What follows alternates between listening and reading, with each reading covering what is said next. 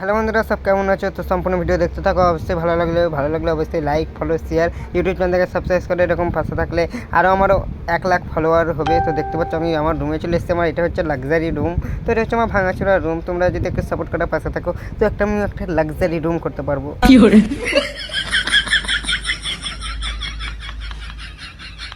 অনেক হলো হাসি মজাক, এবার তোমাদের সঙ্গে আসল কথাটা বলি, দেখতে থাকো।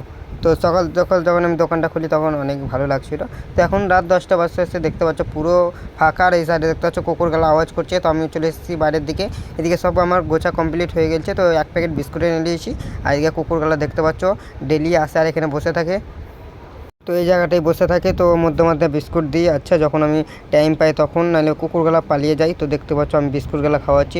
তোমরাও এরকম একটু সাহায্য করিও। পশু আর কুকুর আরও অনেক জিনিসকে, আর অনেকজনা আছে কিনা কি বলবো, মানে কুকুরকে মারে, জল দেয়, ঢিল ঝাড়ে, কি বলবো। তো দেখতে পাচ্ছ আমি বিস্কুটগুলো দিতে লেগে গেছিলাম, কোনটা হাত কেমন দিবে তার লেগে।